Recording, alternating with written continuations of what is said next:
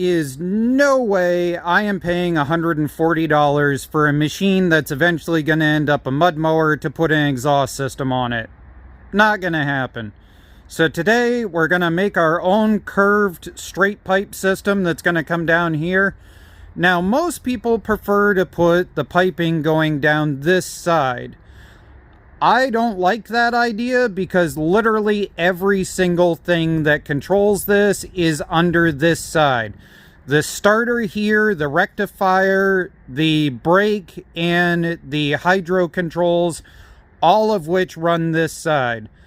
What we're going to do is we're going to come over, we're going to drop down, and we're going to shoot in underneath this side, hopefully. If it ends up being too loud with the straight pipes, I'll eventually stuff a muffler underneath that footboard. To get started, I was not paying $25 for a set of exhaust flanges. That is absolutely stupid. I went to Tractor Supply and I bought, I think, a pound worth of these. Was 6 of them for like $4. It really was not much.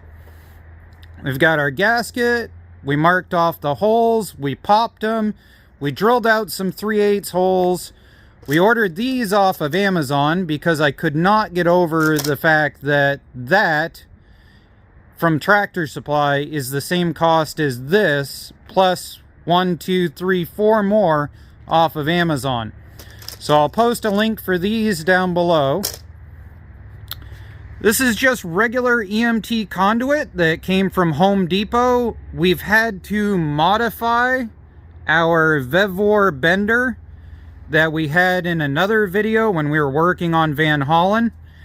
And right now I'm just marking these out. I'm gonna throw these on the bandsaw and slice these out. There are air holes through the head on a Vanguard, and that's the reason why their flange is shaped so strangely. Because a Vanguard flange, to buy them, costs so much because they are offset, unlike any other flange out there, it seems. And that's where we're at. I'm gonna go throw those on a bandsaw, finish them up. I'm sorry about the shaking. It is cold as can be out, but yet no snow in the start of December. Aye. Let's bend something up. So we got a couple of blue lines on here, and the reason we got blue lines is because we figured out that a 90 degree is right about there at 5 inches by 5 inches. So if we lift this pipe up, we can see that we want to bend it to have it come around like so that we can drop it down right there. But the other thing that we wanted to note was right here you can see the mark. And this is where the pipe actually gets held when you're in the bender. So if this is where I want the bend to start, this is where the clamp actually needs to be. What we've created here is a hybrid. So the EMT conduit is actually bigger than 7/8, but smaller than 1 inch. And there seem to be sections of it that are more oval than round. So what we have is we have a 7/8 die, the 1 inch die in here, and our tie down, we have made our own piece right here out of a piece of scrap steel. The other thing is, in order to get this out of here, you oftentimes have to play with this and loosen it. So I took the bandsaw and I cut into it just a little bit so that now I can grip it nice and easy with my thumb and move it around as need be. So at this point, we're going to bend this to what we believe is 90, let it go, get it out of here, and then see if we can do the downhill bend. Is it level? I don't know. It's a lawn tractor exhaust.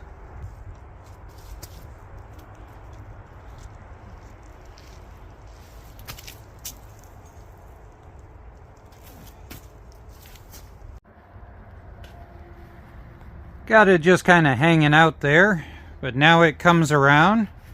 So what I did was I put a T for top in order to figure out my bends.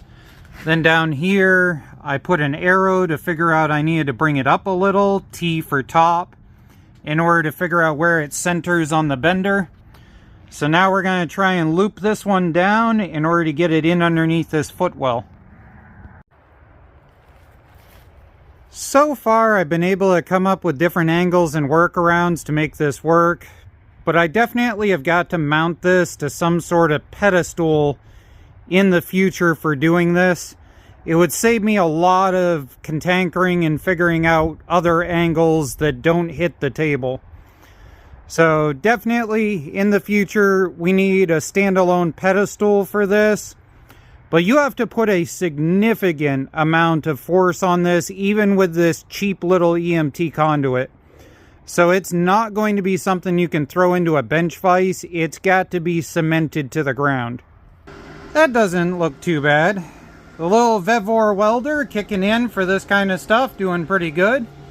Now, this is galvanized pipe, and the zinc that is in it is really bad for you to breathe. So we are outside doing this where there's plenty of wind and air and everything else. And you'll know it's galvanized by this white that starts flaking off as the flux core burns into it. The other thing is this washer is apparently coated in something that does not like to hold the weld, so we're going to have to sand it down before we do all the finish welds around the outside. Now, this is the hardest of the two pipes to do. It is not as snug as I would really like it to be, but I want to maintain being able to get to that shaft, because I'm debating putting a alternator on this engine for extra power.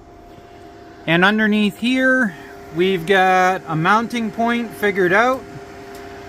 Now we're going to see if we can take this and make a loop that brings it down in and matches up, preferably on the outside of this. Well, it's going to have to be on the outside since that one ended up right up against everything. But we'll try that. Not entirely sure what I was thinking. But if the words "crap, I bent it too far" needed a sponsorship, I would say this would be the video for them.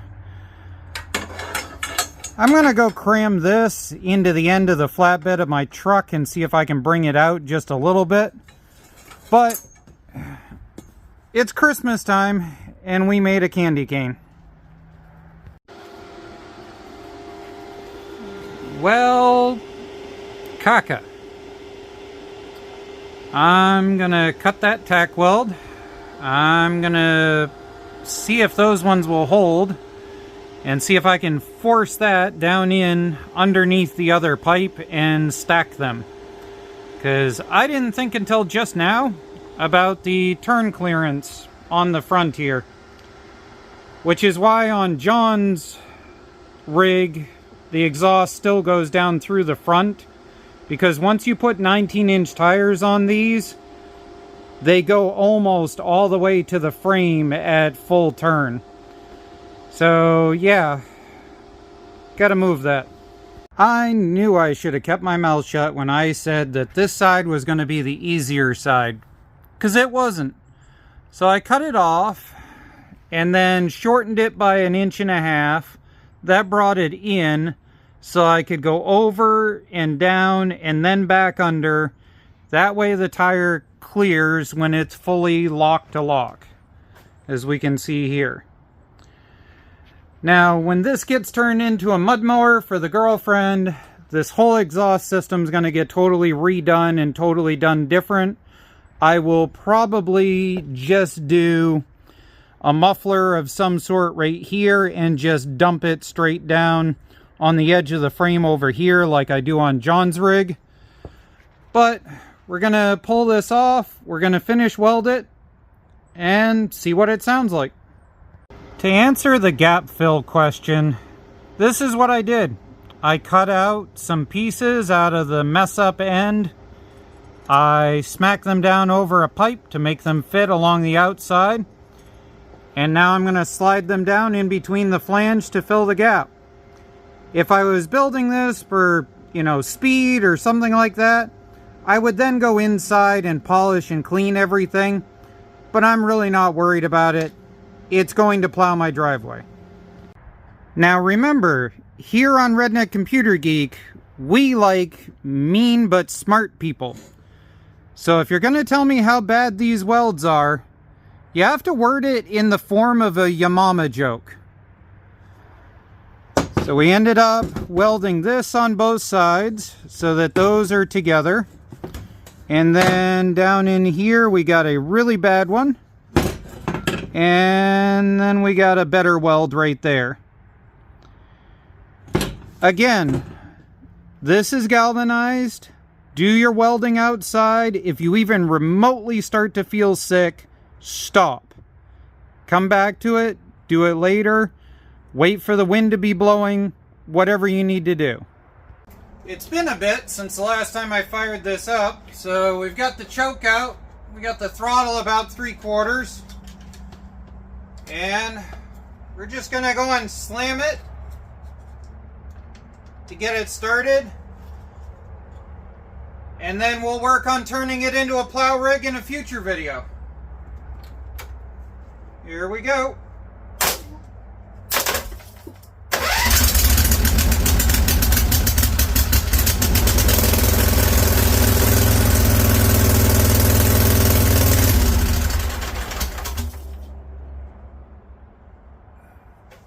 Yeah, we've got a dead zone in the fuel line, I think.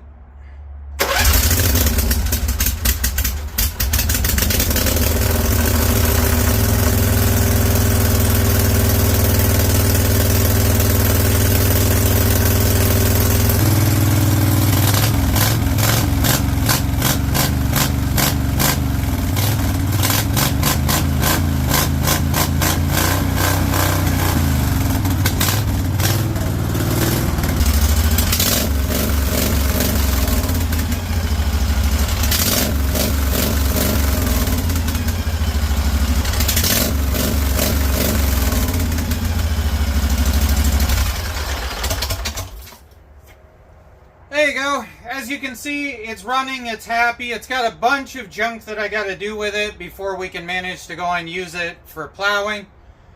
And that's where we're at right now. Have fun. Thank you for supporting the channel.